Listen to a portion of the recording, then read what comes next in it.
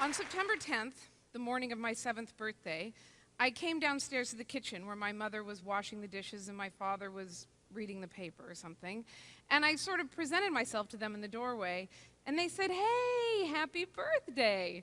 And I said, "I'm 7."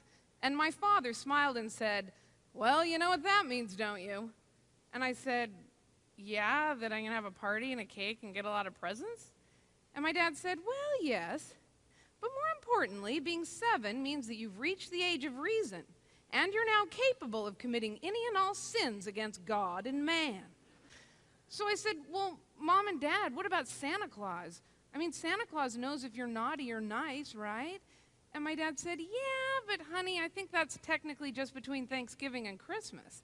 And my mother said, "Oh, Bob, stop it. Let's just tell her. I mean, she's 7. Julie, there is no Santa Claus." Now, this was actually not that upsetting to me. My parents had this whole elaborate story about Santa Claus, how they had talked to Santa Claus himself and agreed that instead of Santa delivering our presents over the night of Christmas Eve, like he did for every other family who got to open their surprises first thing Christmas morning, our family would give Santa more time. Santa would come to our house while we were at 9 o'clock high mass on Christmas morning, but only if all of us kids did not make a fuss, which made me very suspicious. It was pretty obvious that it was really our parents giving us the presents. I mean, my dad had a very distinctive wrapping style, and my mother's handwriting was so close to Santa's. Now, I didn't know it at the time, but I really wasn't turning 7 on September 10th. For my 13th birthday, I planned a slumber party with all of my girlfriends, but a couple of weeks beforehand, my mother took me aside and said, "I need to speak to you privately.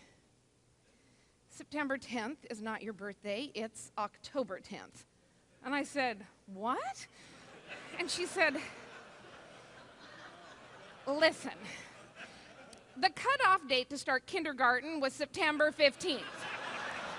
So I told them that your birthday was September 10th, and then I wasn't sure that you weren't just gonna go blab it all over the place, so I started to tell you your birthday was September 10th. But Julie, you were so ready to start school, honey, you were so ready." I thought about it. When I was 4, I was already the oldest of 4 children, and my mother even had another child to come. So what I think she understandably really meant was that she was so ready, she was so ready. Then she said, "Don't worry, Julie, every year on October 10th, when it was your birthday, but you didn't realize it, I made sure that you ate a piece of cake that day." Which was comforting but troubling. My mother had been celebrating my birthday with me without me.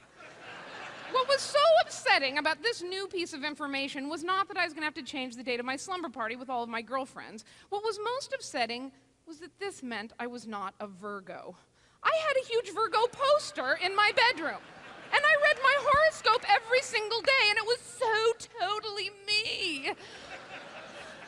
And this meant that I was a Libra? So I took the bus downtown to get the new Libra poster. The Virgo poster is a picture of a beautiful woman with long hair sort of lounging by some water, but the Libra poster is just a huge scale.